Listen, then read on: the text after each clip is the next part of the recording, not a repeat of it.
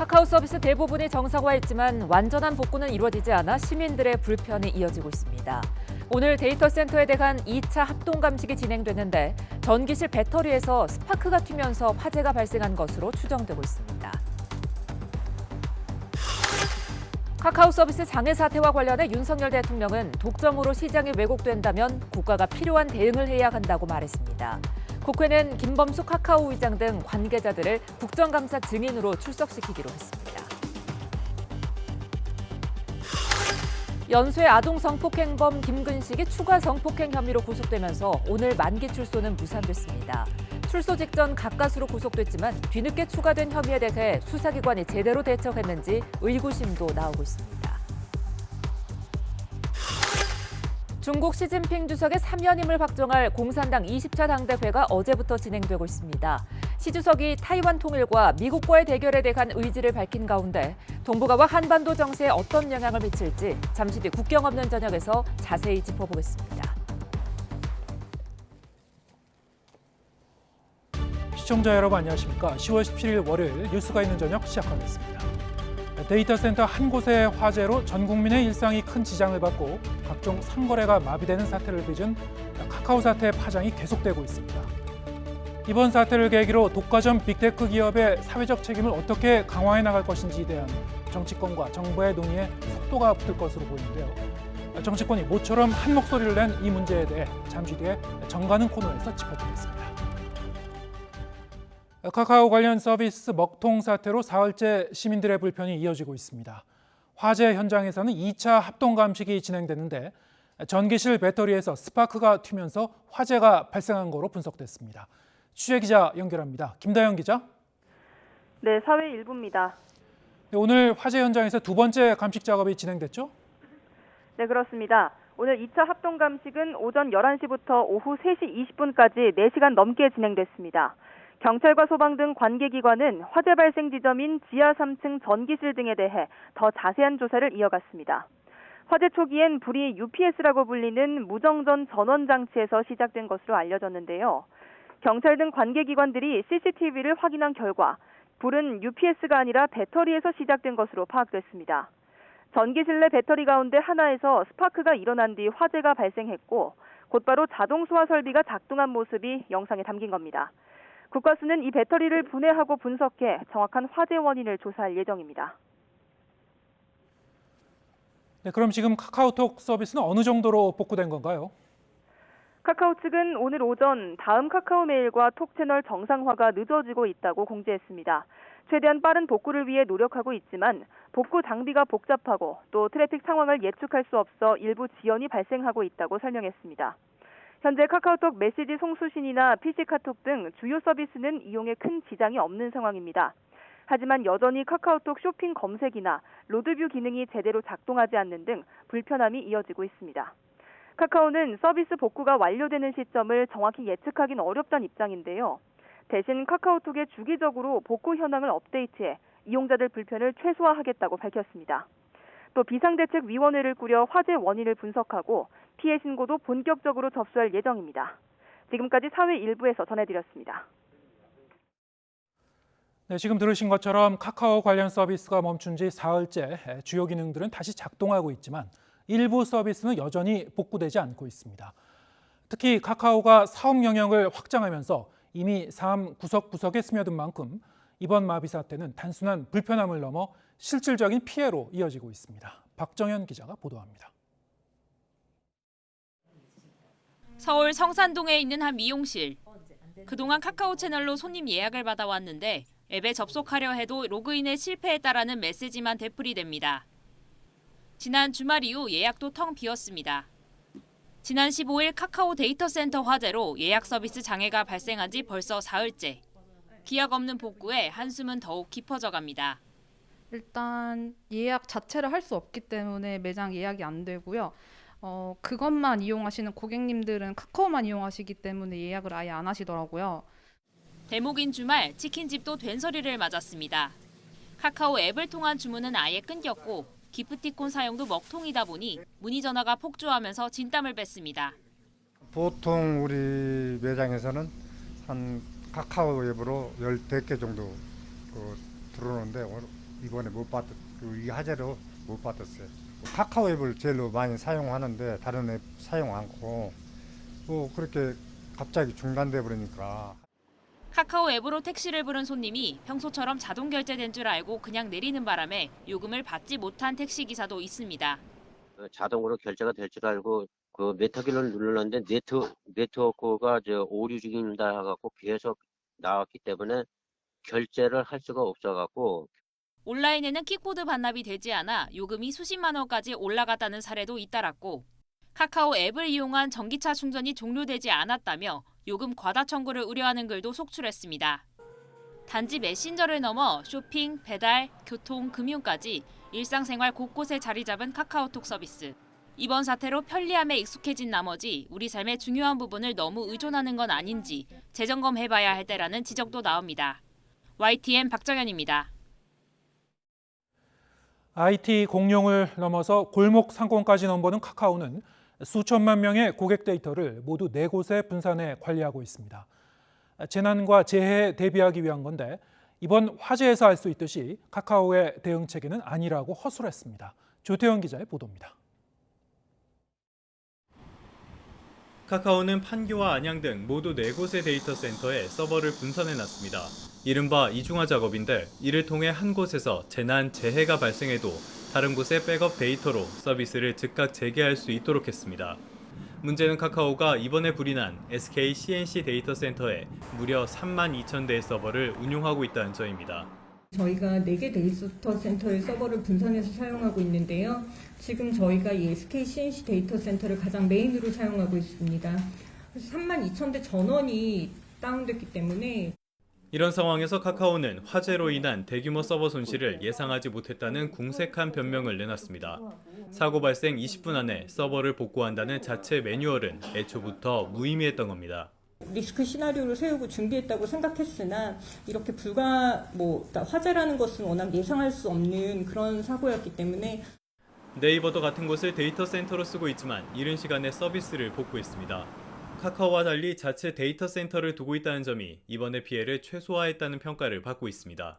네이버는 독자 데이터 센터를 운영하고 있습니다. 그래서 춘천에 굉장히 대규모의 데이터 센터를 이미 갖고 있고요. 그러다 보니까 이제 다른 기업의 데이터 센터에 전적으로 의존하는 카카오보다는 좀 피해가 적지 않았나 생각됩니다.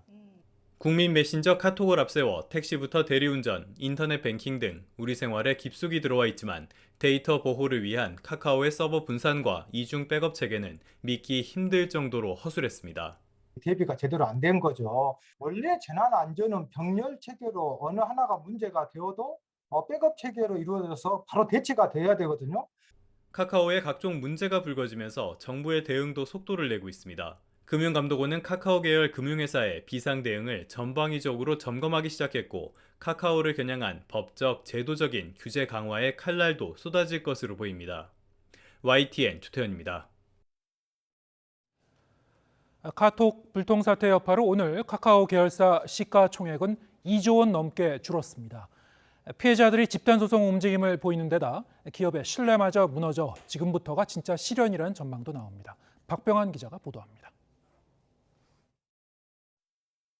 지난 주말 벌어진 카카오 불통 사태.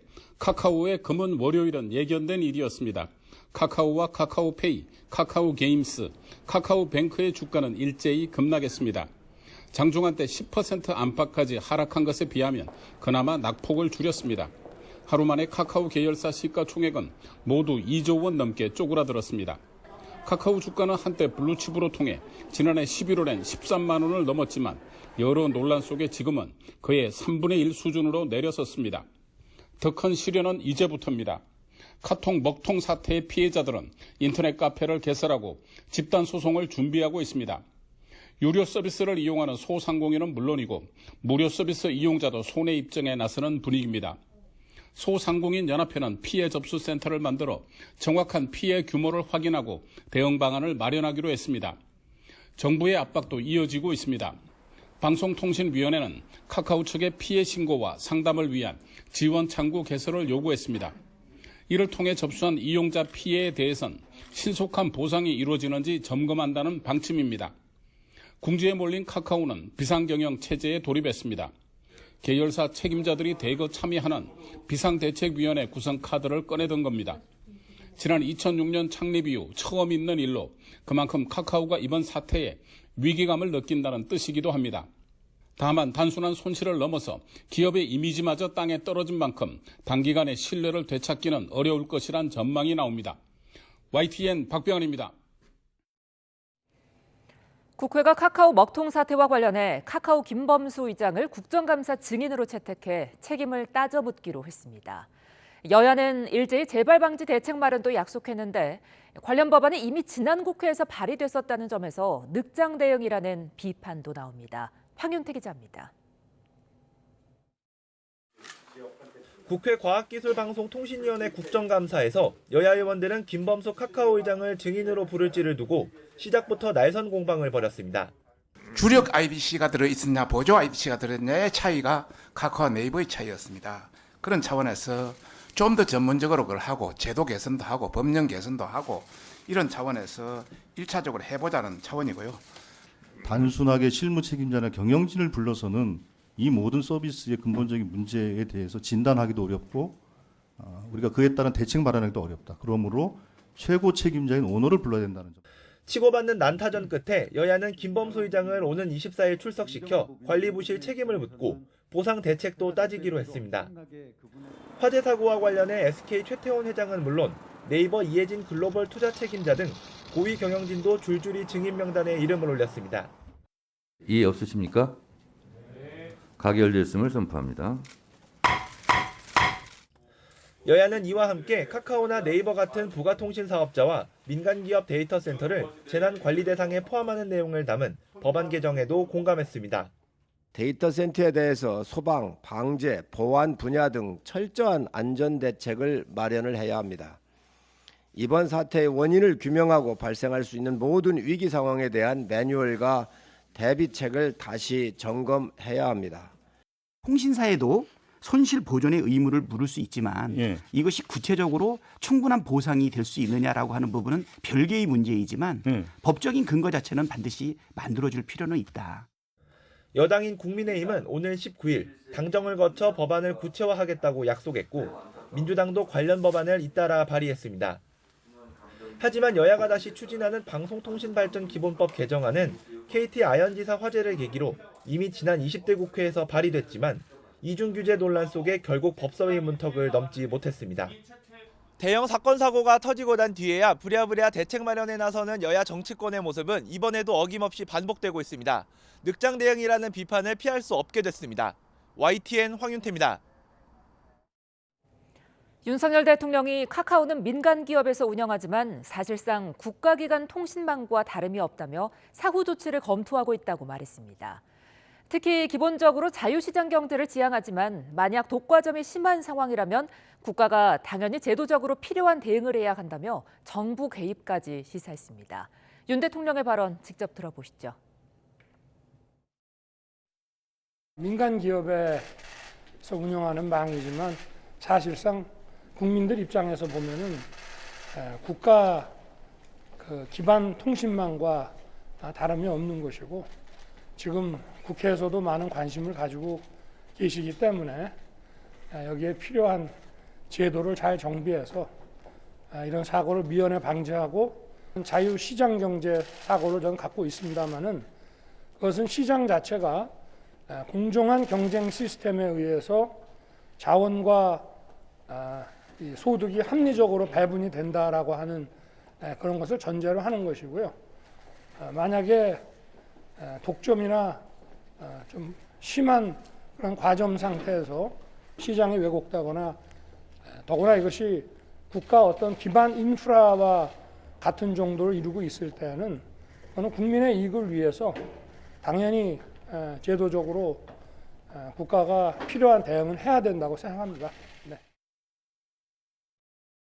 최근 잇따른 북한의 도발을 두고 여야 공방은 더 거세지고 있습니다. 여당인 국민의힘은 북한을 겨냥해 미치광이 전략이라면서 강력한 대응을 주문했고 민주당은 적대적 공생은 안 된다고 반박했습니다. 보도에 엄윤주 기자입니다. 북한의 잇따른 무력 시위에 국민의힘 정진석 비대위원장은 김정은 국무위원장의 도발이 점입가경이라고 강하게 비판했습니다. 북한이 언제든 핵무기를 사용할 수 있다는 공포감을 극대화하고 있는데 미치광이 전략이라고 몰아붙였습니다. 러시아가 우크라이나에서 핵무기 사용을 공언하면서 펼치고 있는 미치광이 전략의 복사판입니다. 박정희 전 대통령은 북한의 판문점 무력 도끼 만행에 대해서 이렇게 경고했습니다. 미친 개에는 몽둥이가 약이다.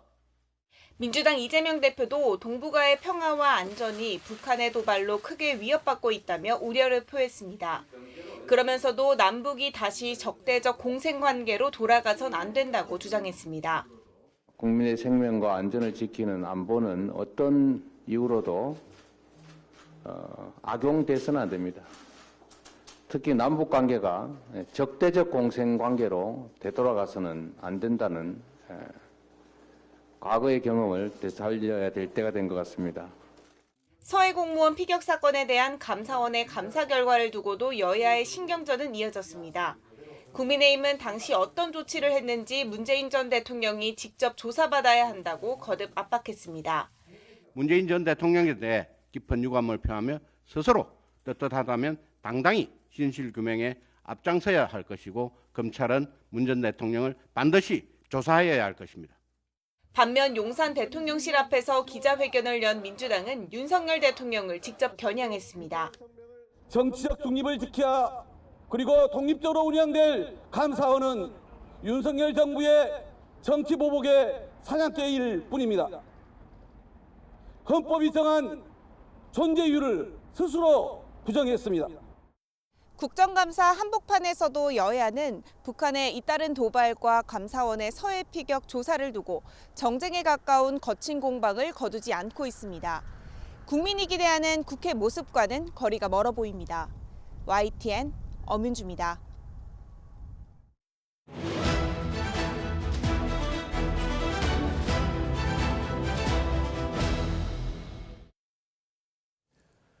네, 정체가 있는 저녁 정가는 서성교 건국대 특임 교수 그리고 배정호 세한대 교수와 함께 정치권 소식 다뤄보겠습니다. 안녕하세요. 네, 안녕하세요. 어서 오세요. 네, 이번 카카오 먹통 사태 여파가 가시지 않고 있는데요. 그동안 우리 일상과 사회 전반이 얼마나 이 한 개 기업의 시스템에 의존하고 있었는지 그리고 그 안정성이 일순간 이렇게 무너질 수 있는지를 좀 여실히 이제 확인할 수 있었습니다. 모처럼 이번 사태를 계기로 이제 정치권이 좀 한 목소리를 내고 있는 것 같긴 해요. 여야에서 이제 대응책을 논의하기로 했는데 어떻게 보셨습니까? 네, 뭐 대응책을 마련할 수밖에 없는 상황에 와 있죠. 왜냐하면 전 국민이 사용하고 있는 카카오톡이 불통이 되고 또 그 속에서 이용하고 있는 금융이라든지 또 모빌리티라든지 그 다음에 카카오 플랫폼을 이용한 또 그 자영업자들이 많지 않습니까? 네. 그런 분들이 피해가 상당히 많았기 때문에 그는 여당, 야당 가리지 않고 대책을 마련할 수밖에 없는 상황입니다. 오늘 이제 국회 과학기술정보방송통신위원회에서 10월 24일 날 종합감사가 있습니다. 이 사태와 관련해서 화재가 발생한 SK CNC 실무대표와 또 오너, 그다음에 카카오톡의 실무대표와 오너, 그다음에 또 네이버 실무대표와 오너 6명을 정인으로 채택을 했습니다. 아마 정인들 채택하면 의원들이, 국민들이 불만이 있고 또 관심 있는 사항들이 질의가 될 건데, 첫 번째는 이번 사태의 원인이 뭔가, 화재가 어떻게 해서 발생했으며 이 화재 발생으로 인해서 어떻게 해서 카카오톡이 먹통이 됐느냐, 이 원인에 대해서 아마 심도 있는 질문이 있을 거고요. 또 그다음에 이번에 이 사태로 인해서 피해 입은 사람들이 많습니다. 이 피해 상황 파악과 피해 보상을 어떻게 할 건지 이 문제, 그다음에 앞으로 이제 대책도 굉장히 중요하거든요. 이 대책을 어떻게 마련할 거냐, 예를 들자면 백업 시스템을 어떻게 만들 거냐, 또 이런 재난 사태에 자동 그 데이터 이전을 어떻게 할 거냐, 또 이런 사태에 즉각적인 복구 시스템을 어떻게 만들 거냐, 이런 것들을 질의할 걸로 보여지는데, 아무래도 이 사태의 원인과 책임에 대해서는 실무 대표들이 아마 대답을 해야 될 것 같고요. 그다음에 이 보상과 그다음에 대책 마련은 돈이 많이 들기 때문에 아무래도 기업의 오너들이 좀 답변을 해야 되지 않을까, 그렇게 보여집니다. 네, 뭐 원인 규명이라든가 뭐 피해 배상 문제도 이제 언급을 해주셨고, 제도적인 이제 대책 마련, 앞으로 이제 이런 부분이 굉장히 중요해지겠죠. 여야도 이제 이 합의를 해서 관련 그 법제 입법화 작업에 이제 속도를 낼 것 같은데 어떻게 보시는지요? 일단 국감이 지금까지는 계속 정쟁 국감을 펼쳐왔지 않습니까? 네. 이 문제에 대해서는 좀 제대로 정책 국감을 할 필요가 있다라는 생각이 들고요. 이번에 이제 카카오 먹동 사태와 관련해서는 정치권의 책임도 상당 부분 있다고 얘기할 수밖에 없습니다. 왜냐하면 2018년도에 KT 아현지사 사고가 있었지 않습니까? 그래가지고 먹통 사태가 벌어져가지고 당시에 이 부가 통신 사업자들도 통신기본발전법 관리하에 넣자라는 그런 의견이 나왔고 관련법도 개정안이 발의가 됐어요. 그런데 국민의힘은 물론이고 또 민주당도 역시 다 이 법을 그때 찬성을 안 했어요. 이유는 규제의 문제, 그리고 또 산업발전의 논리, 일종의 뭐 기업 논리로 인해 가지고 이때 당시에 이렇게 관리의 틀 안에 넣지 않다 보니까 이번에 전 국민 4,700만 명이 지금 카카오톡에 가입됐지 않습니까? 그래서 전 국민이 피해를 보는 이런 일이 벌어지지 않았나 좀 생각이 되고요. 이번 이제 카카오 사태와 관련해서 좀 석연치 않은 대목이 굉장히 있어요. 지금 지하에 있었던 이 배터리 선반에서 화재가 났다는 것 아니겠습니까? 네. 그래서 이제 거기에 물을 뿌렸는데 왜 지상에 있는 것까지 전원을 차단했는지 이 전원이 좀 분리가 안 된 부분이 좀 이해가 안 되고요. 그리고 이제 백업 시스템이 지금 안 돼 있어가지고 이 부분과 관련해서는 역시 비용을 절감하기 위해서 카카오톡에서 좀 대책 마련을 게을리하지 않았는가. 구체적으로 얘기하면 이제 비상 상황, 뭐 화재라든지 홍수라든지 테러라든지 핵 전쟁까지 대비를 해야 되는데 이런 것하고는 좀 전혀 거리가 멀거든요. 그러나 이제 미국의 구글이라든지 메타 이런 데는 뭐 심지어는 핵 전쟁까지 대비를 해놓은 비상 재난 시스템이 좀 돼 있다는데 이런 부분이 안 돼 있기 때문에 이번 국감에서는 이런 부분을 좀 꼼꼼히 따져봐야 되지 않겠는가. 그리고 역시 이제 지금 이게 독점적 지위를 거의 누리고 있거든요. 네. 그런데 반면에 사회적인 공적 책임은 제대로 하고 있는가? 여러 가지 지금 사회적 무리를 빚고 있다라는 지적을 받고 있거든요. 따라서 이런 부분도 이번 국감에서 좀 철저히 경영인들은 물론이고 오너를 상대로 좀 추궁할 필요가 있지 않나라는 생각이 좀 듭니다. 네. 원인 규명부터 해서 이제 철저히 따져봐야 될 그 사안들 종합적으로 이제 지적을 해주셨고, 그러니까 이제 화재에 이렇게 왜 대비를 못했는지, 지하층에서 불이 났는데 왜 그 위층에 이제 데이터 센터 서버까지 다 전원을 차단해야 되는지, 이거는 이제 데이터 센터의 어떤 구조적인 문제일 수도 있을 것 같고요. 그리고 이 카카오 자체가 그동안 문어발처럼 이제 사업을 확장하는 사이에 하지만 이런 재난 대응에 대한 어떤 투자는 좀 게을리했었던 어떤 그 재난 대응 시스템 자체가 좀 미비했었던 점도 좀 잘 따져봐야 될 것 같습니다. 지금 말씀하셨다시피 앞으로 이제 제도적 그리고 국가적 차원에서 어떻게 대응할 것인가 이런 부분에 이제 논의가 더 활발해질 수밖에 없는데 윤석열 대통령의 오늘 아침 발언을 보면은 여러 두 가지를 지적한 것 같습니다. 일단 사실상 카카오가 국가기관 통신망이 됐다는 점, 그리고 독과점으로 시장이 왜곡된 부분은 없는지, 그렇다면 이제 제도적으로 국가 대응할 필요가 있다라고 얘기를 했거든요. 자, 이게 어떤 의미입니까? 아마 윤석열 대통령이 심각성을 깨닫고 뭐 두 가지 방향에서 조치를 취하도록 아마 오늘 대수비, 즉 대통령 주재 수석 비서관 회의에서 보고를 받고 지시를 했습니다. 물론 주말에도 빨리 복구가 돼서 국민들이 불편을 해소하고 이 원인을 규명하고 재발 방지책을 세우고 또 이게 단지 개인과 경제 문제뿐만 아니고 국가 안보 시스템에도 영향을 끼칠 수 있다는 우려를 표명을 하셨거든요. 그런 측면에서 이제 두 가지 방향으로 아마 대안이 제시가 될 것 같습니다. 그동안에 이 플랫폼 공영 기업에 대한 독점 문제 계속해서 제기가 되어 왔었거든요. 그래서 작년에는 온라인 플랫폼 공정화법까지 마련이 돼 있다가 결국 이제 국회를 통과하지 못했습니다. 네. 왜냐하면은 이 플랫폼 기업들이 초기에는 국민들이 편리하게 사용을 해가지고 무료로 사용을 하다가 조금 이제 물어마시려고 확장을 하면서 수익을 늘리거든요. 그렇게 하고 마지막 단계에 가면은 이제 영어로 말해서 죄송한데 락인이 되게 되거든요. 소위 말하는 잠금에 의해 가지고 벗어나지 못하게 되면서 그것만 이용할 수밖에 없는 그런 상황에 가거든요. 예를 들자면 지금 뭐 카카오를 이용해서 택시를 부르게 되면은 굉장히 뭐 단기간에 가기가 어렵고 또 비용 지출이 과거에 비해서 상당히 많이 늘어나는 불편함이 계속 제기가 되어 왔기 때문에 이런 공룡 플랫폼 기업에 대해서 공정하게 제재를 해야 된다. 그런 문제 제기가 되어 왔는데 그동안에 이제 법적 규제보다는 자율적, 민간적 뭐 스스로의 규제에 의해 왔는데 이런 문제가 생겼기 때문에 이제는 예를 들어서 카카오 데이터 센터가 한 지역에 문제가 있더라도 제2의 제3센터의 복수적인 안전망 장치를 조금 해야 될 필요가 있기 때문에 이런 좀 규제, 그다음에 한 기업이 계속해서 지금 아까 교수님께서 말씀하신 4,700만 명이 사용하고 있는데 이게 만약에 목통이 되게 되면은 다른 대안이 없단 말이에요. 그래서 이런 거대한 공영 기업이 새로운 혁신 기업이 진입 못하도록 그 막고 있는, 방해하고 있는 그런 요소들이 많거든요. 네. 그렇기 때문에 아마 첫 번째로는 이런 공영 플랫폼 기업에 대한 공정화 문제, 대통령도 지적하셨는데 그 문제가 이제 제기가 될 것 같고, 두 번째로 앞으로 이런 사이버 안전 문제, 재난 문제, 또 플랫폼의 안전 문제 이런 것들이 발생할 경우에 이거는 개인의 문제를 넘어서서 국가 기관망, 예를 들어서 해킹이라든지 온라인 공격이라든지 또는 EMP탄이라고 고주파 출력이 한 전자파 공격이 있을 수 있단 말이에요. 그렇게 되게 되면은 우리 국가 기관, 예를 들면 전력이라든지 철도라든지 항공이라든지 상하수도라든지 원전이라든지 이런 것들이 마비될 수 있는 상황이 올 수 있는 거거든요. 그리고 대부분이 그 첨단 무기들도 전자 장치를 이용해서 활용하게 되는데 그런 것들도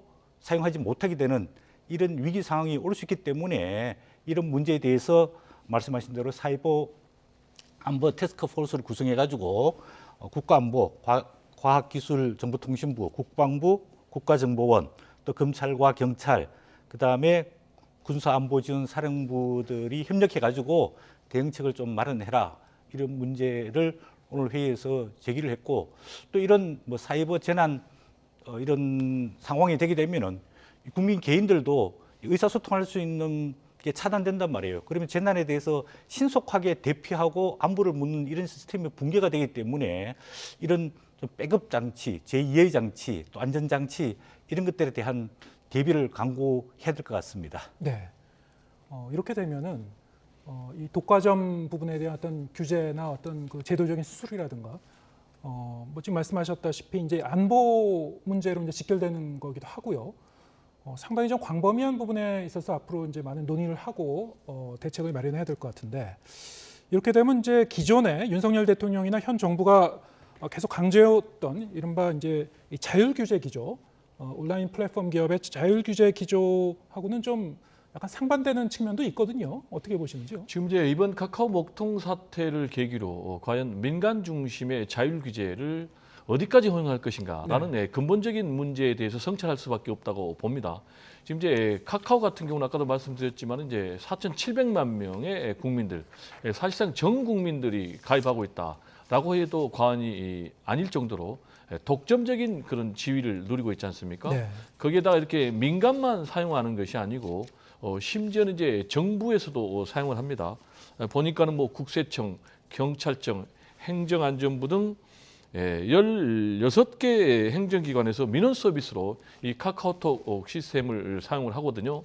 그러면은 이렇게 정부, 그리고 민간, 기업, 시민을 하나로 묶는 이런 시스템은 지금 이 대한민국의 카카오톡밖에 없다는 거예요. 그러면 이거를 민간 영역에 계속 방치만 하는 것이 과연 맞는지라는 이제 근본적인 의문이 들 수밖에 없고요. 네. 특히 이제 이게 독점적 지위를 누리다 보면은 이게 국민들에게도 피해를 줄 수가 있고, 아까 이제 정부도 이걸 행정기관에 대폭 사용하고 있기 때문에 그런 부분에도 영향을 줄 수밖에 없기 때문에 윤석열 대통령 입장에서는 공정위에 일단 상황 파악을 해보고 대책 마련을 해라라는 이제 그런 지시를 내린 것이 아닌가 생각이 되고요. 이번 기회에 이렇게 이제 특정 기업이 사실상 독점적 지위를 누리고 있는 이런 시스템이 근본적으로 맞는지 여기에 대한 좀 해법이 좀 필요한 것이 아닌가 생각이 되고요. 일단 독점적 지위를 누리다 보니까 여러 가지 골목 상권을 침해한다라든지 또는 자회사를 물적으로 분할해 가지고 소액 주주가 피해를 본다라든지 일감 몰아주기 문제라든지 이런 부분에 대해서도 이번 기회에 좀 근본적으로 공정위가 살펴보고 필요하다면은 법적인 제재를 할 필요가 있지 않나라는 생각이 좀 듭니다. 네, 이번 사태로 인해서 피해를 보신 그런 분들도 상당히 좀 많겠습니다. 그렇습니다. 하지만 이것이 우리 사회가 좀 더 여러 가지를 보완하고 따져보고 가는 어떤 전화위복의 계기가 됐으면 좋겠다는 생각이 듭니다. 다음 주제로 넘어가도록 하겠습니다. 오늘 국회 환노위 얘기를 좀 해보죠. 지금 김문수 경사노위 위원장의 발언을 두고 여야 공방이 좀 계속되고 있고 앞으로도 좀 계속될 것 같은데 이 김문수 위원장은 이제 고발하는 안건을 두고 민주당이 결국에는 이제 단독으로 검찰에 이제 고발하기로 했습니다. 처리가 됐어요. 고발에 대해서 어떻게 보셨는지요? 네, 조금 뭐 안타깝지만은 네. 김문수 경사노위 위원장 극단적인 발언을 보면은 좀 불가피한 것 아니었느냐 이런 생각이 듭니다. 오늘 이제 그 환경노동위원회에서 국회 정언감정법 제13조 이제 국회 모욕죄입니다. 그다음 제14조 위정죄 혐의로 국회 환경노동위원회에서 통과됐는데 뭐 제적 15명이지만 국민의힘이 반대해서 민주당 의원들만 참석해서 신명히 의결을 했습니다. 김문수 이제 위원장은 뭐 개인, 뭐 사적인 그런 신분이 아니고 지금은 경제사회노동위원회 위원장이란 말이에요. 그럼 공적인 지위에 있습니다. 또 특별히 대통령 직속이란 말이에요. 그리고 이게 경제사회노동위원회 법에 의해 가지고 구성을 하고 이제 운영을 해야 되는데 이런 개인적인 뭐 소신, 원칙적 발언으로 그것도 국회 감사 기간 동안에 피감 기간의 위원장이 이렇게 한 것은 굉장히 사회적인 갈등과 공방을 불러왔기 때문에 좀 불가피한 것 아니냐 뭐 이런 생각이 듭니다. 그 경사노동위원회의 역할을 보면은 사회 양극화를 해소하고 사회 통합을 도모하고 국민 경제의 균형 있는 발전을 위해서 설립이 되어 있고 또 그 구성이 보면은 근로자 대표, 또 사용자 대표, 또 정부 대표, 공익자 대표들이 모여가지고 입장을 조율하고 타협하는 우리 사회적 기구란 말이에요. 그런 위원장이 극단적인 발언, 뭐 예를 들어서 문재인 대통령이 김일성주의자다, 또 윤건영 민주당 의원이 수령에 충성한다 이런 발언을 하고 물론 뭐 한두 번 사과는 했지만은 그 다음날 또 방송에 나와서 또 계속해서 되풀이 했단 말이에요. 그리고 이런 거는 개인의 사상의 자유 또는 표현의 자유, 뭐 양심의 자유를 넘어서서 공직자로서 부적절한 발언을 했기 때문에 국회 차원에서는 좀 불가피한 것 아니냐 이런 생각이 듭니다. 그러면 이 부분에 대해서 이제 앞으로 김문수 위원장이 어떤 입장을 취할 거냐 이거는 조금 더 지켜봐야 될 것 같습니다. 네. 고발 그리고 그 다음 단계는 또 어떻게 갈 건지 이 문제가 이제 앞으로 김문수 위원장이 스스로 뭐 사퇴해야 되는지 아니면은 대통령이 이제 결자 해지를 해야 되는지 여기 대해서도 뭐 여러 가지 의견이 나오고 있습니다만 고발부터 앞으로 어떻게 할 것인가까지 어떻게 보시는지요? 저는 개인적으로 일단 김문수 경사노위원장은 직을 유지하기에는 굉장히 부적절한 인사가 됐다라는 얘기를 좀 드리고 싶고요. 그 이유는 이미 말씀하셨지만은 스스로 부적절한 발언을 굉장히 내놨어요. 아시겠지만은 뭐 경사노위 위원장은 사회적 합의국입니다. 노사정의 어떤 쟁점과 이해관계를 조정해서 사회적 합의를 이뤄내라는 그런 뜻에서 장관급입니다. 그리고 대통령 직속기구로 돼 있습니다.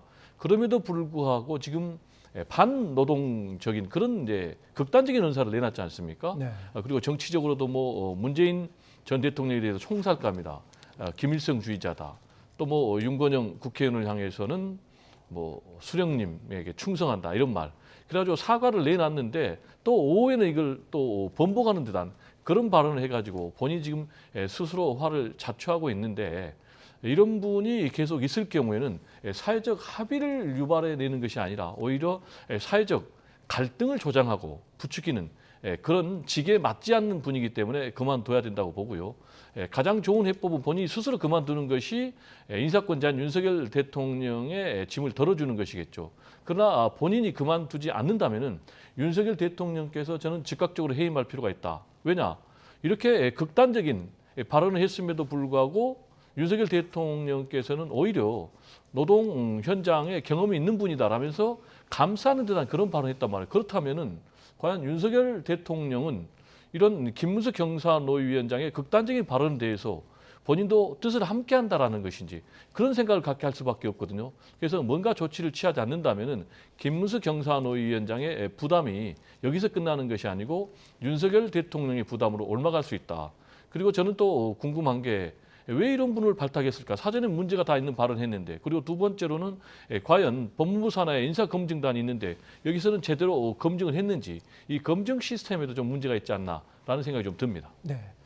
김문수 위원장의 거취와 관련해서는 지난주부터 저희가 이제 이 대담 코너에서 여러 가지로 이제 논의를 하기도 했습니다만 이 보수 성향의 평론가나 아니면 진보 성향의 평론가나 거의 의견이 뭐 크게 차이가 나지 않는 것 같습니다.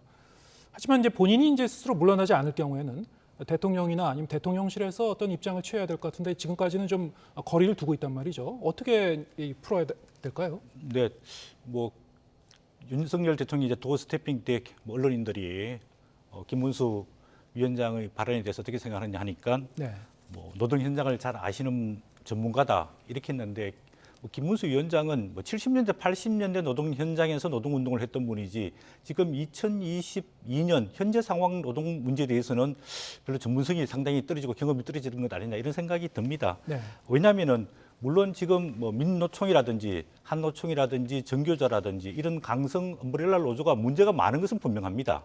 그런데 이거를 공격적으로 공세적으로 밀어붙이기 식으로 개혁을 하기는 힘들거든요. 그리고 지금 노동 현장에서도 제2노조, 제3노조, 또 사무직 노조, 또 20대, 30대 노조들이 새롭게 많이 생기고 있습니다. 그래서 이제는 근로 현장의 노동자들의 복지와 근로 조건을 개선하는 쪽으로 이게 개혁을 할 필요가 있거든요. 그래서 이런 과거의 공격적인 노조 탄압보다는 어떤 제도적이고 입법적인 해결을 위한 노력들이 필요합니다. 예를 들자면 프랑스 마크롱 대통령의 어떤 그 현장 노동자들을 위한 노동법 개혁 이런 것들이 사실은 필요한데 김문수 위원장 같은 공격적이고 공세적으로 노동 문제를 해결하기는 갈등만 부추기지 해결하기 어려운 것 아니냐.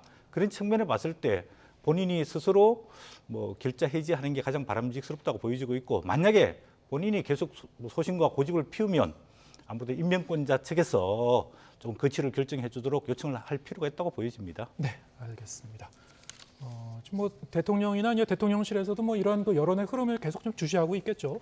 앞으로 이제 어떻게 상황이 전개되는지 잘 지켜보도록 하겠습니다. 서성교 건국대 특임 교수 그리고 배종호 세한대 교수와 함께했습니다. 고맙습니다. 네, 감사합니다.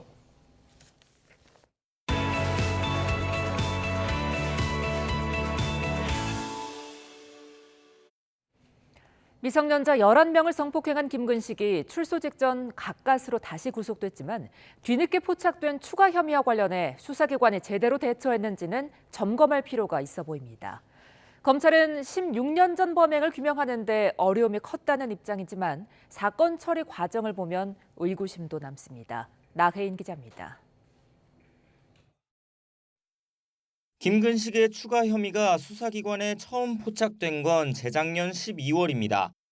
지난 2006년 자신이 13세 미만일 때 김근식으로 추정되는 남성에게 추행을 당했다고 피해자가 직접 경찰에 신고했습니다. 경찰은 7달 수사 끝에 김근식의 혐의가 인정된다며 사건을 검찰에 넘겼는데 구속영장 청구까지는 1년 3개월이 더 걸렸습니다. 검찰은 워낙 오래전 사건이라 혐의를 입증하기 어려웠고 증거를 모아 분석하는 데 시간이 필요했다고 설명했습니다. 하지만 수사 과정을 보면 검찰이 처음부터 김근식의 여죄를 엄중하게 생각했는지 의문도 남습니다. 지난해 7월 경찰이 넘긴 사건은 지청장 포함 소속 검사가 4명에 불과한 광주지검 해남지청 등을 떠돌다 현재 수사를 담당하는 수원지검 안양지청으로 넘어왔습니다. 검찰은 김근식이 교도소를 이곳저곳 옮겨 다닌 탓에 사건도 여러 차례 이송됐다면서도 구체적인 시점은 함구했습니다. 검사 23명이 모여있는 안양지청에서 출소 직전 추가 혐의를 소명해낸 건 성과지만 과거 검찰이 적극적인 수사 의지를 보였던 사건과 겹쳐보면 이례적인 반응입니다. 애초에 구속영장을 청구할 만한 사안이라는 판단이 있었으면 경찰 수사 단계에서 경찰이 검찰과 협의해 구속영장을 신청해야 마땅하고 기소 의견으로 송치했다면 사건을 송치받는 즉시 검찰이 적어도 2-3달 내에는 구속. 흉악범 출소를 우려하는 여론에 검찰이 부랴부랴 속도전에 나섰다는 시선도 있지만 법무부 역시 김근식의 출소가 임박할 때까지 관련 수사 상황은 몰랐던 것으로 파악됐습니다. 출소를 사흘 앞두곤 경찰과 함께 김근식이 경기도 의정부에 살게 된다고 발표했다가 시민들의 반발을 샀습니다. 법무부와 검찰은 최근 늘어나는 성범죄에 엄정 대응하겠다며 전담 수사부서인 여성아동범죄조사부를 확대하는 방안을 추진하고 있습니다. 하지만 시민 불안을 잠재우려면 인력 충원에 앞서 국가가 숨어있는 범죄에 적극적으로 대응한다는 의지부터 보여야 한다는 지적도 나옵니다. YTN 나인입니다. 지난주 대전에서 중학생이 아버지를 살해한 사건이 있었죠. 수사 과정에서 아들과 어머니가 살인을 공모했던 사실이 드러났습니다. 이들 모자는 존속 살해 등의 혐의로 구속됐습니다. 이상곤 기자입니다. 어머니에게 위력을 행사하는 아버지를 말리다가 우발적으로 범행을 저질렀다. 15살 A군이 경찰 조사 때 진술한 것으로 전해진 내용입니다. 법원도 증거인멸 등의 이유가 없다며 A군에 대한 구속영장을 기각했는데 수사 과정에 새로운 사실이 드러났습니다. 경찰은 휴대전화 분석에서 40대 어머니 B씨가 범행을 계획하고 아들과 살인을 공모한 사실이 확인됐다고 말했습니다. 언어장애가 있던 B씨는 지난달 말 자신에게 비하 발언을 이어오던 피해자의 눈을 주사기로 찔렀던 것으로 조사됐습니다. 이후 집을 나가지 않으면 경찰에 고소하겠다는 피해자의 말에 음식에 농약을 넣어 먹였던 것으로 파악됐습니다. 하지만 별다른 반응이 없자 살인사건 하루 전날 A군과 범행을 공모했던 것으로 드러났습니다. 수면제를 먹인 뒤 화학약품을 주사하려고 했는데 이 과정에 피해자가 깨어났던 것으로 전해졌습니다. 범행 수법은 A군이 인터넷을 검색해 어머니에게 전달한 것으로 파악됐습니다. 경찰은 집 안에서 주사기 90여 개도 발견해 압수했습니다. 피해자에 대한 국가수 부검에서는 수면제 성분이 일부 검출됐으며 흉기에 찔린 것 말고도 두개골이 함몰됐던 것으로 알려졌습니다. 경찰은 이들이 사체를 유기하려 한 혐의도 있다며 구속영장을 신청했고 A군은 어머니와 함께 다시 구속 전 피의자 신문을 받았습니다. 이들은 계획적인 범행에 대해 부인하고 있는 것으로 알려졌습니다. 혐의 인정하시나요? 경찰은 이들에 대한 추가 수사를 마치는 대로 사건을 검찰로 넘길 예정입니다. YTN 이상곤입니다. 여행업단체 회장의 여행사가 코로나 위기가 한창일 때 수백억 원대 수의 계약을 맺고 인건비와 물품을 빼돌렸다는 YTN 단독 보도와 관련해 경찰이 첫 강제 수사에 나섰습니다. 현재까지 알려진 사기 의혹 피해액은 수백억 원에 이르고 지자체와의 계약을 민간 계약에도 활용한 정황이 추가로 확인됐습니다. 김철희 기자가 단독 보도합니다. 서울경찰청 강력범죄수사대가 압수수색에 나선 곳은 세방여행과 세방SNC입니다. 우리나라 최초의 민간 여행사로 여행업단체 회장이 대표와 이사로 있습니다. 경찰은 압수수색을 통해 여행사들과 각 지자체가 맺은 수백억 원 규모의 코로나 방역 관련 계약 자료를 중점적으로 확보했습니다. 이 업체들은 지자체와의 방역시설 운영 첫 계약부터 여행업단체 회장 자격으로 참여한 뒤 수의 계약을 연속으로 체결한 것으로 YTN 보도를 통해 알려졌습니다. 이후 추가 보도를 통해 방역시설을 운영하면서 인건비를 수백만 원 넘게 과다 청구했다는 의혹과 국고로 지원받은 방역 물품을 다른 행사에 무단으로 빼돌렸다는 정황이 드러나기도 했습니다. 애초 이 업체는 지난 1월에서 5월 사이 서울 영등포구 생활치료센터를 운영하면서 근무하지 않은 인원이 일한 것처럼 속여 용역대금 1,384만 원을 부당하게 타낸 혐의로 경찰 수사를 받아왔습니다. 이후 사건이 서울경찰청으로 넘어가면서 수사 대상이 전체 지자체로 확대됐고 사기 의혹 피해액 역시 수백억 원으로 훌쩍 뛰었습니다. 여기에 더해 업체들이 지자체와의 계약 실적을 다른 민간 계약에 활용한 정황까지 추가로 확인됐습니다. 업체가 민간 기업과 방역작업 계약을 맺는 과정에서 행정안전부로부터 받은 표창장을 제시한 사실이 확인된 겁니다. 도지사와 시장의 날인이 찍힌 업무 협약서 역시 회사 홍보에 적극 활용됐습니다. 해당 업체는 정부 기관 표창 및 업무 협약서를 보여주면서 계약을 따냈었습니다. 지자체들과의 계약에서도 같은 과정이 있었는지 확인할 필요가 있고요. 잘못된 계약이 더 많은 이익으로 연결됐는지 철저한 수사가 필요해 보입니다. 이번 수사의 핵심은 코로나 방역 관련 수의 계약의 적절성과 인건비 물품 빼돌리기 의혹인 만큼 수사가 확대될 가능성이 큽니다. 경찰은 압수수색 이후 여행사 관계자들을 불러 본격적으로 조사한다는 방침입니다. YTN 김철입니다.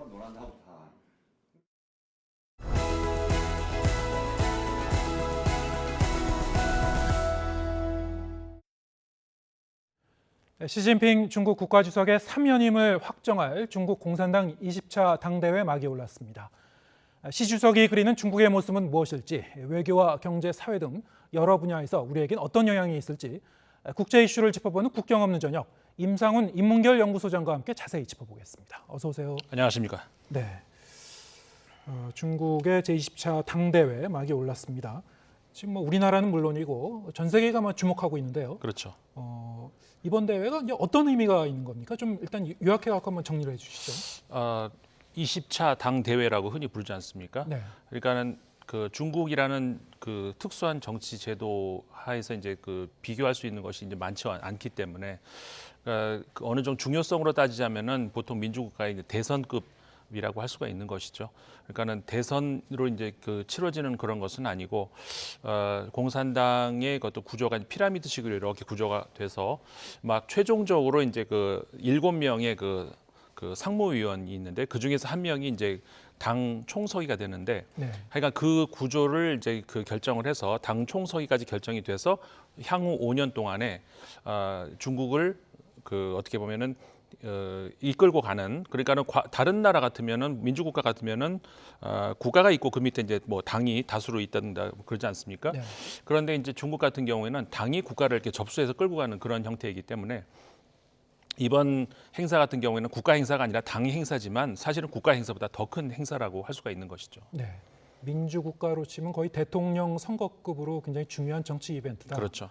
네. 다만 그 민주국가의 대선과 차이점이 있다면은 대선 같은 경우에는 일반적으로 대선 직전까지 출구조사까지도 누가 대통령이 될지를 모르고 그러잖아요. 네. 근데 이제 중국의 당 대회 같은 경우에는 사실 사전에 누가 그 당 총서기가 될지를 알 수가 있는 것이고, 지금도 우리 언론에서 계속 나오지 않습니까? 사실상 확정이 다 나오지 않습니까? 네. 그러면 동시에 그 아까 말씀드렸던 상무위원이 어떻게 구성이 되느냐에 따라서, 그러니까 예를 들어서 이제 50대의 나이를 가진 사람들이 얼마큼 들어가 있냐 뭐 이런 거에 따라서 5년 후에 차기까지도 점칠 수 있는 그런 것이 이제 그 민주국가의 대선하고 차이가 있는 것이죠. 네. 그러니까 이제 일단은 향후 5년 동안 중국의 지도부가 어떤 방향으로 갈 것인지, 네. 또 길게 보면 그 이상도 좀 우리가 이제 가늠해 볼 수 있는 그렇죠. 그런 그 결과가 되겠습니다만, 일단 시진핑 주석의 연설 내용, 그리고 이 당대회 이후에 이제 발표될 이제 차기 지도부의 구성, 이렇게 좀 살펴봐야 될 것 같은데. 네네. 일단 그 연설 내용을 보죠. 업무 보고 형식으로 이제 연설을 했는데 1시간 45분을 했다고 하죠. 근데 네. 사실 우리로 치면은 만약에 대통령이 나와서 1시간 45분 동안 연설했다 그러면 굉장히 긴 건데, 네.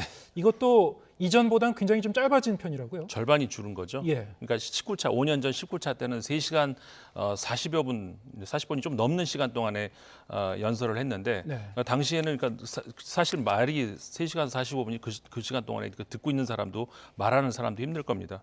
네. 후진타오 전 주석 같은 경우에는 시계를 쳐다보면서 이렇게 하는 그런 장면까지도 보였었는데, 뭐 그런 영향인지 몰라도 하여간 이번에 절반으로 줄였습니다만 어쨌든 1시간이 훌쩍 넘는 그런 줄어들었다는 거는 그만큼 조금 그 연설 시간을 줄여도 네. 충분한 내용을 전달할 수 있다. 뭔가 그렇죠. 이 국정 장악에 대한 자신감의 표현. 자신감의 표현이다. 이렇게 네. 봐야 되는 것이 일반적이죠.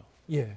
연설 내용에서 어떤 좀 그 두드러진 그런 부분은 어떤 거였어요? 현대화라는 말이 참 많이 나왔어요. 그 현대화, 이 현대화가 이제 무슨 의미인지를 우리가 좀 봐야 될 것 같은데, 여러 가지 의미로 현대화라는 말을 썼습니다. 그러니까는 현대화라는 표현이 어떻게 보면은 그 균형, 이제 이렇게 보면 좋을 것 같아요. 균형이 맞지. 그러니까 무슨 얘기냐면은 인구의 현대화다. 네. 그러니까 인구가 지금 그 중국 같은 경우에는 너무 많았다가 이제 살짝 줄어들고 있지 않습니까? 이제 성장 속도가 그런 거를 이제 그 어떤 그 균형을 맞춘다던가. 그다음에 물질 문명이 중국이 과거 전통 사회에서는 정신 문명을 강조했던 사회인데, 최근 한 20년, 30년 사이에 물질 문명이 크게 성장을 한 국가이기도 하잖아요. 그러면서 물질 문명과 정신 문명 사이에서의 조화를 이루겠다는 그런 의미에서의 그런 현대화. 그다음에 이런 그 산업화가 지속화되다 보니까 아무래도 이제 환경이 많이 그 훼손되는 이런 일이 있었던 그런 것에 대해서 자연과, 그러니까 그 중국식 표현으로 하자면 인민과 자연 사이에서의 균형, 그런 것들이 현대화. 그러니까 현대화라는 것을 이제 그런 식으로 표현을 하면서 이제 2039년인가요? 그때까지는 이 현대화를 어느 정도 이제 완성을 하는 이런 그 다음에 21세기 중반이라고 시진핑 주석이 표현을 했는데 네. 정확하게는 2049년이 되겠죠. 2049년이 무슨 해냐면은 중국이 이제 건국한 지 100년이 되는 해니까 네. 그때까지 사회주의 강국을 만들겠다라고 하는 것이 그 이번 그 업무 보고에서 발표한 그 앞으로의 장기 계획이라고 할 수 있는 것이죠. 네. 중국의 이제 국력을 좀 더 강성하게 계속 끌고 가겠다라는 그런 의도인데 네. 업무 보고 내용 가운데 보면 이제 공동 부유를 이제 강조한 부분도 있었습니다. 네네. 이 공동 부유라는 것이 결국에는 이제 다 같이 이제 잘 살자. 그렇죠. 어떤 그 분배에 좀 방점을 두는 그런 내용 같은데. 네네. 자, 이렇게 되면은 민간 기업보다는 좀 국영 기업에 좀 더 무게를 두고 뭔가 이념적으로도 정책 기조에서도 좀 더 이게 좌양좌하는 그런 느낌도 있을 것 같은데 어떻게 해석해야 됩니까? 그러니까 그 부분에 있어서도 결국 그 균형이라고 제가 좀 전에 말씀드렸던 그쪽으로 방점을 찍어야 될 것 같은데 예. 공동 부유라고 하는 것이 이제 과거 사실 공산주의를 표방하는 그런 사회이지만 과거에는 선부론이다 해서 어떤 그 평등한 어떤 분배의 균형보다는 일단 재산을 그 부를 쌓을 수 있으면 최대한 쌓고 네. 이게 어떤 그 분배의 균형이 이루어지지 않더라도 축적이 되면 그 다음에 이제 뭐 그 일종의 이제 이 자본주의 사회에서 낙수론과 비슷한 이런 이론이었는데 이제는 이제 그게 아니다. 그러면서 이제 어떤 그 부의 균형을 맞추자는 의미에서 공동 부유라는 말을 이제 쓰기도 이번에 사실 2020년에 처음 나왔던 말입니다. 근데 이번에 이제 다시 등장을 한 말인데 그런 것들이 결국은 이제 이 경제 문제에 있어서도 아까 말씀드렸던 균형 여기에 이제 초점을 맞춘 것이고 그 다음에 국영 기업 그리고 이제 어쨌든 국영 그 공영 이런 그 경제 체제뿐만 아니라 민영까지도 같이 조화를 맞추겠다 이런 것들을 같이 강조를 많이 했어요. 그래서 자본주의, 그러니까 자본주의라는 말은 쓰지는 않았지만 시장 경제라는 말을 썼단 말이죠. 예. 시장 경제를 도입을 하는 그래서 이제 그 이 민영 경제와 공영 경제를 같이 조화시키겠다 이런 것들이 같이 들어갔던 것 같습니다. 네. 그동안 이제 오랜 세월 동안의 개혁 개방 과정에서 빚어졌던 어떤 빈부 격차라든가 이런 부작용을 좀 더 이제 보완하는 네. 그런 측면에서 좀 이해하면 되겠군요. 그렇죠. 무엇보다 이제 또 관심이었던 것이 이 타이완 통일을 언급한 부분인데요. 네. 기존에도 이제 타이완 통일과 관련해서 이제 무력 사용을 배제하지 않는 듯한 그런 입장을 취해 왔습니다만 이번에 좀 더 분명해진 것 같습니다. 네, 타이완과 관련해서 그러니까 이게 사실 미국하고 연관을 지어서 생각을 할 수밖에 없는데 네. 이제 이번에 그 어제 그러니까 첫날 이 당대회 첫날 업무 보고에서 직접 타이완이라는 말을 언급을 하면서 무력을 사용할 수도 있다는 그런 취지의 발언을 하지 않았습니까? 예. 사용하지 않는다는 약속은 절대 할 수 없다 이렇게 얘기를 했기 때문에 결국은 이 타이완을 언급하면서 통일을 언급하는 것은 결국은 타이완이지만 미국과는 전면전을 불사할 수도 있다는 그런 그 뜻이 되는 거거든요. 네. 사실 최근 미국에서도 그런 보고가 나왔었습니다. 2027년까지 2027년이라 하면은 뭐냐면은 5년 후 아니겠습니까? 예. 그러니까는 21차 당대회가 열리는 해가 되는 것이죠. 시진핑 주석이 사실상 이번에 3연임을 한다고 봤을 때 그러면 4연임을 또 시작하느냐 마느냐 이제 그게 결정되는 중요한 시기인데 그때까지 그 대만을 무력으로라도 흡수할 수 있는 그런 준비를 하라는 지시를 시진핑 주석이 내렸다는 것을 이제 최근 미국에서 이제 보도가 나왔었거든요. 이제 그런 것들이 결국은 그 대만과 관련을 해서 미국과 앞으로 수년 사이에서 갈등이 더 심화될 수밖에 없는 것이고 글쎄요. 근데 전쟁까지 가기는 어려운 것이 사실 지금 우크라이나 전쟁을 누구보다도 유심히 관심 있게 볼 사람이 바로 시진핑 주석 아니겠습니까? 그런데 이제 러시아와 우크라이나의 전력 차이, 그다음에 중국과 대만의 전력 차이가 비슷하거든요. 그런데 이제 유럽에서 벌어지고 있는 전쟁을 보면은 쉽게 전쟁을 일으킬 수는 없다는 그런 생각을 할 수밖에 없는 것이고 특히 대만의 그 미국 입장에서 대만의 지정학적 위치 가치는 우크라이나와는 비교할 수가 없는 것이죠. 그렇기 때문에 그 전쟁이 그렇게 쉽게 날 수 있는 그런 상황은 아닙니다만은 적어도 뭐 대만이 갑자기 이제 미국과 단도적으로 수교를 하겠다라고 한다던가 뭐 일본, 한국과 단독으로 수교를 하겠다 뭐 이렇게 나오면은 모를까 뭐 대만도 그럴 가능성은 없기 때문에 그렇기 전까지는 뭐 전면전까지는 어렵지 않을까 이렇게 봅니다. 실질적으로 보면은 아무리 이제 타이완 통일을 강조하더라도 무력 사용을 사용할 가능성은 그렇게 높지 않다 이렇게 이제 분석을 하셨고요. 네. 좀 뭐 여러 가지로 지금 말씀하셨습니다만 개막식에서 시진핑 주석이 이 타이완 통일 실현을 얘기를 하면서 무력 사용에 대한 부분을 직접 언급을 했죠. 그 목소리를 직접 들어보겠습니다. 尽最大努力争取和平统一的前景，但绝不承诺放弃使用武力，保留采取一切必要措施的选项。 네. 현실적으로 보면은 이제 중국도 만약에 이제 타이완을 이제 이 무력으로 들어가기 위해서 군사적 작전을 벌인다면 미국과 이제 또 충돌할 수밖에 없는 것이고 정면 충돌할 수밖에 없죠. 충돌할 가능성이 굉장히 높아지는 것이죠. 네네. 현실성이 이렇게 높지 않음에도 불구하고 이렇게 시진핑 주석은 자기 입으로 계속 그 부분을 강조하는 이유는 뭐랄까요? 이제 이른바 이제 중국몽을 이제 강조하고 있지 않습니까? 네. 본인의 이제 업적 앞으로 이제 5년 동안 본인의 업적의 굉장히 중요한 부분으로 이 부분을 계속 강조하고 채워 넣으려고 하고 있는 것 같아요. 네, 그렇습니다. 조금 전에 말씀드린 것처럼 2027년 그러니까는 시진핑 주석이 3연임으로 물러나느냐 아니면 4연임을 또 시작을 하느냐 이제 네. 그 시점까지 대만 문제를 어떻게든 해결하겠다 이런 의지를 강력한 의지를 지금 보여주고 있는 중이거든요.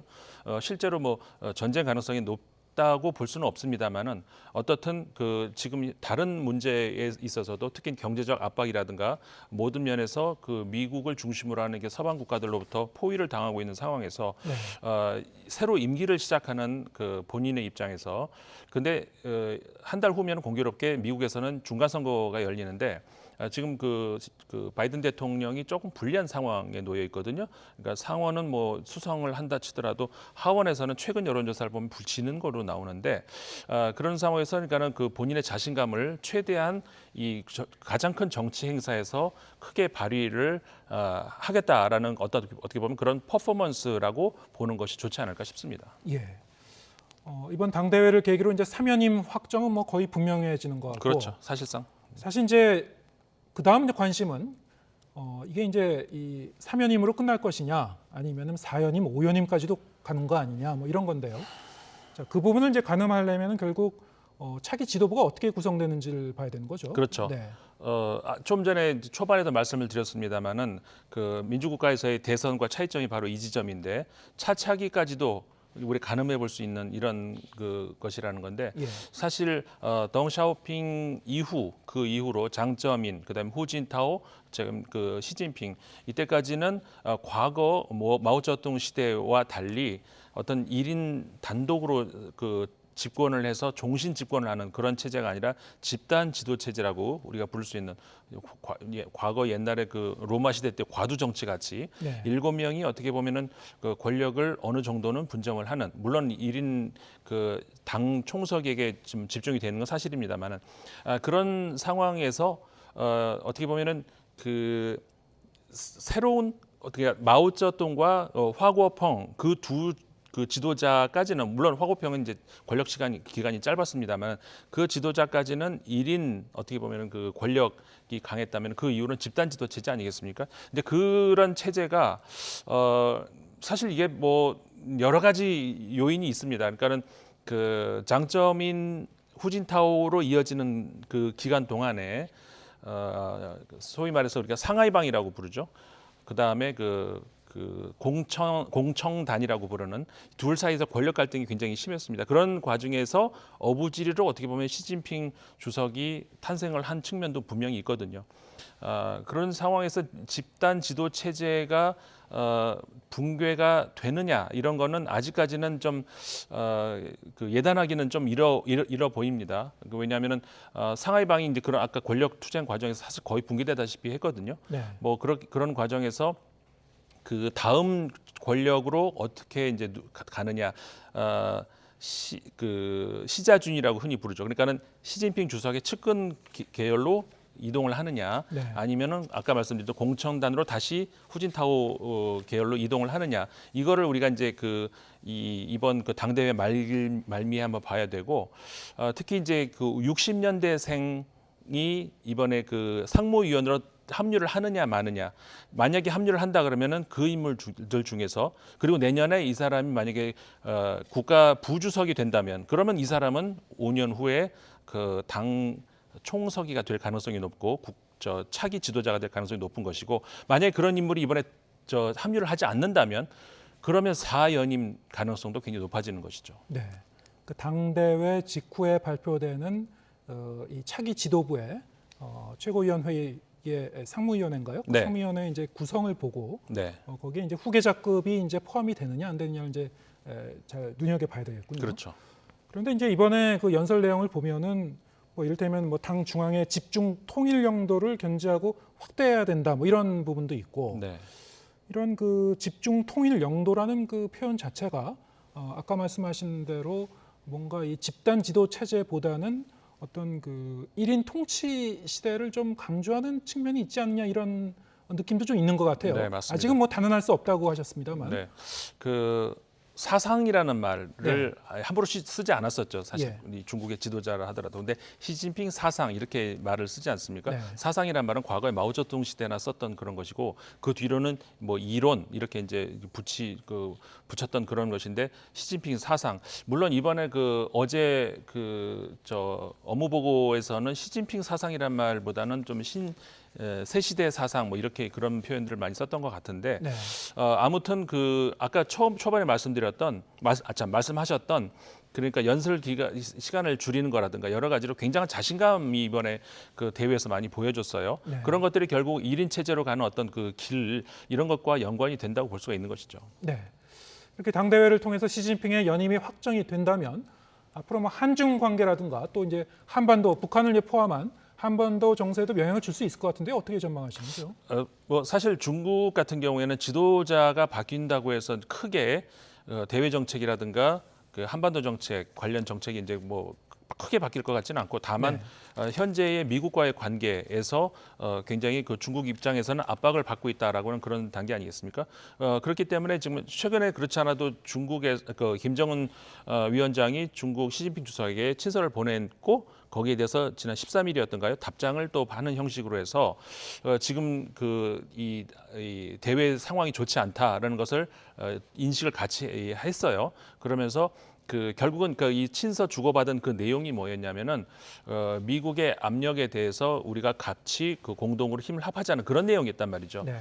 그런 상황에서 지금 핵 실험이 임박해 있다, 뭐 이런 보도들도 많이 나옵니다만은, 그랬을 때 중국의 역할, 이거는 과거 우리가 한 5년여 전 그때에 비했을 때 굉장히 중국의 역할이 제한적이지 않을까 이렇게 보여집니다. 예, 알겠습니다.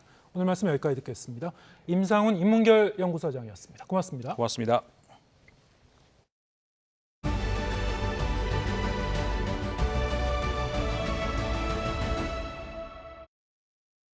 온라인에서 화제가 된 소식을 전해드리는 오늘 세 컷.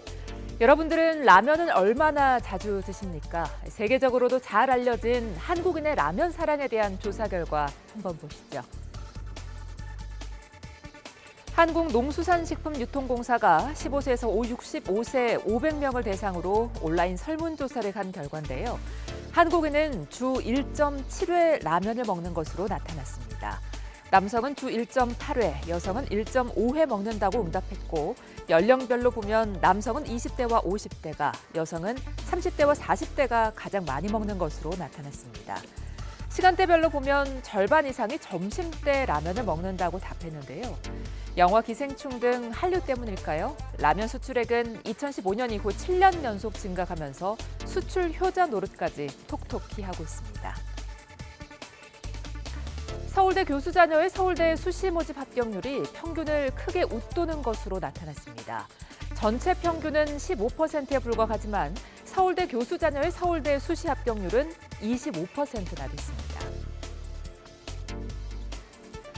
더불어민주당 서동영 의원이 서울대에서 받은 자료를 보면 2018년부터 최근 5년 동안 서울대 교수 자녀가 수시 모집에 지원한 사례는 184건으로 이 중 4분의 1이 합격했는데요. 전체 수시 지원자의 평균 합격률보다 10%포인트 이상 높았습니다. 특히 서울대 교수 자녀의 서울대 수시 합격률은 2018년도 11.5%에서 2022학년도 37.2%로 3배 넘게 올랐는데요.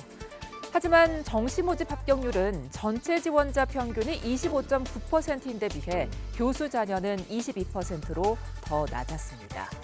서 의원은 서울대 수시 모집 전형 가운데 학생부 종합 전형은 학생이 아닌 학부모의 능력이나 제3 직업 등 외부 요소가 개입할 우려가 크다면서 평가 항목과 기준 등 정보 공개 범위를 확대해야 한다고 강조했습니다.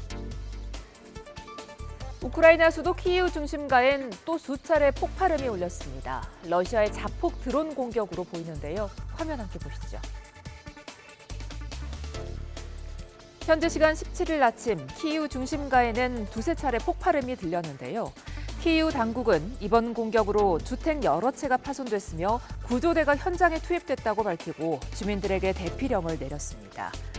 우크라이나 대통령실은 이번 폭발이 자폭 드론 공격에 따른 것이라며 공격의 배후로 러시아를 지목했는데요.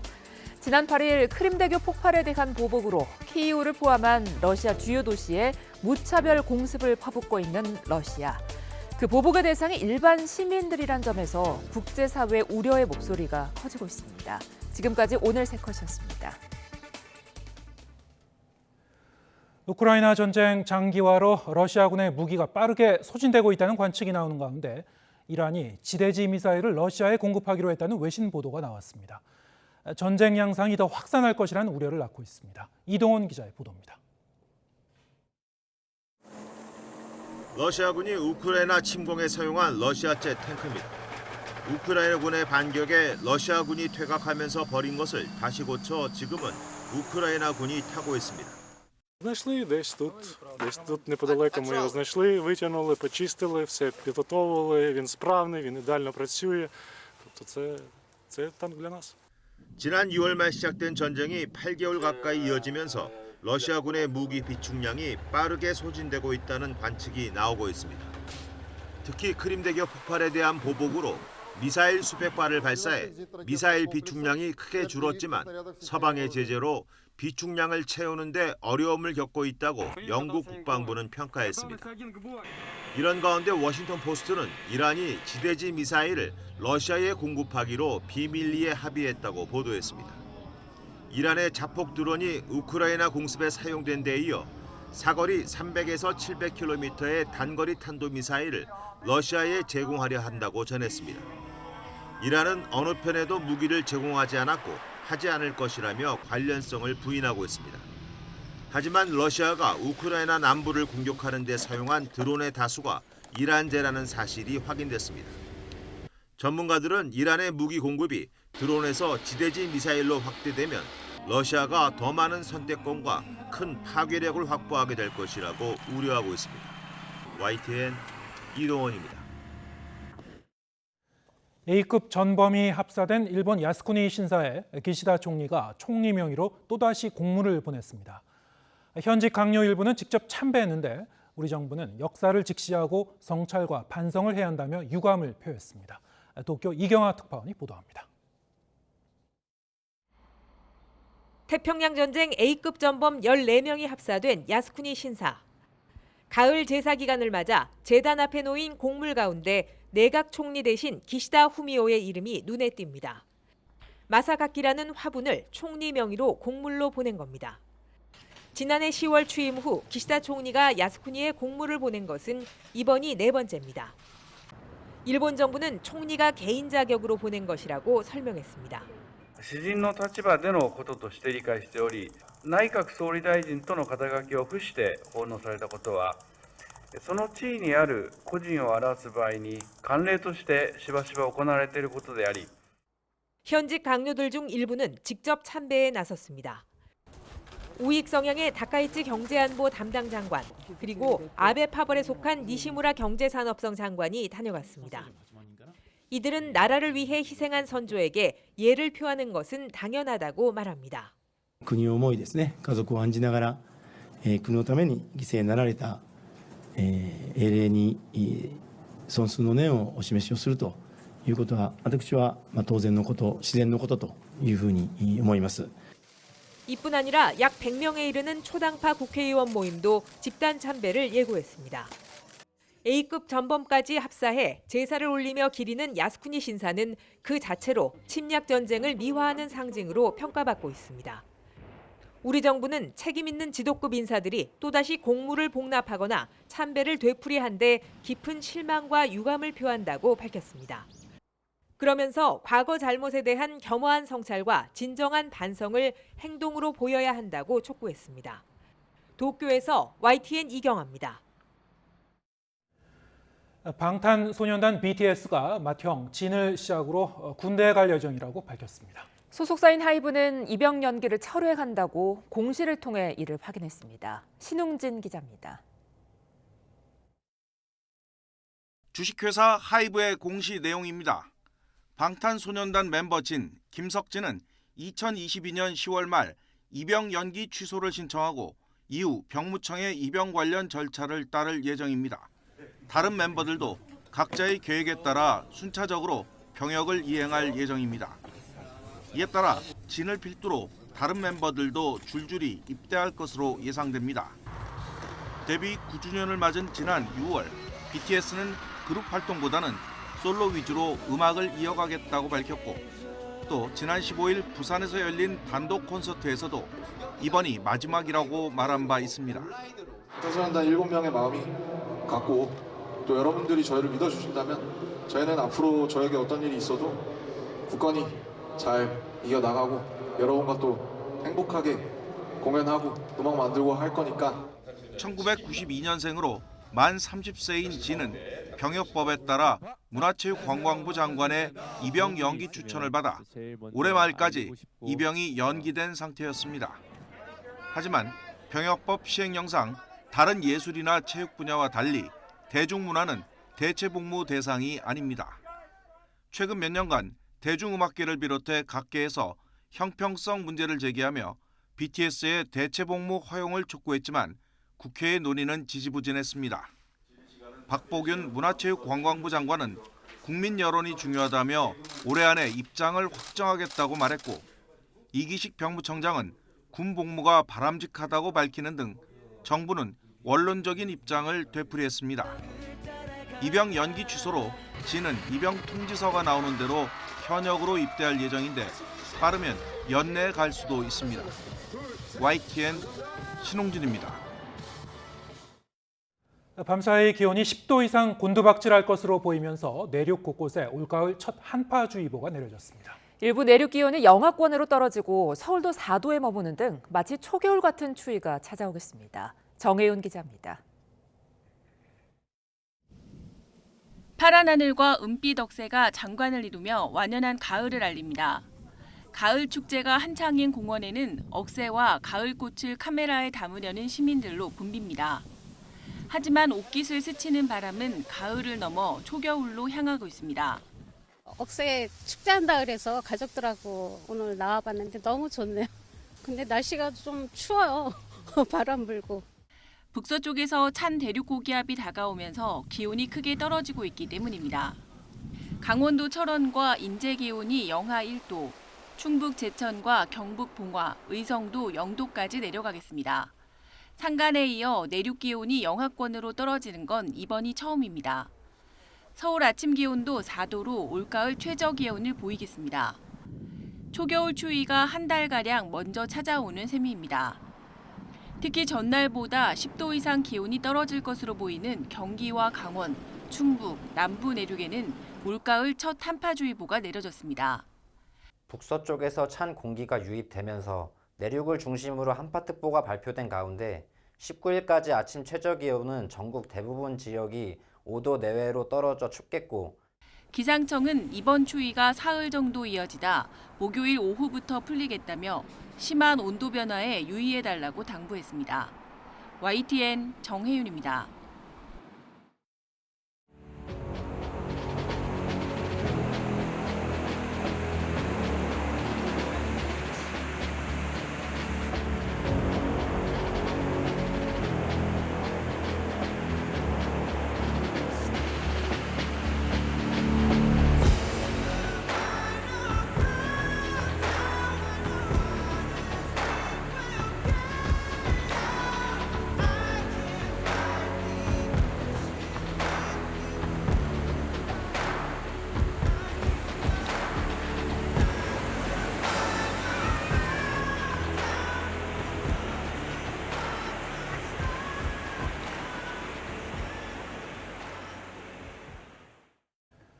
오늘 뉴스가 있는 저녁은 여기서 인사드리겠습니다. 잠시 뒤에는 뉴스 퍼레이드가 이어집니다. 저희는 내일 저녁 7시에 다시 찾아뵙겠습니다. 함께해 주신 여러분 고맙습니다.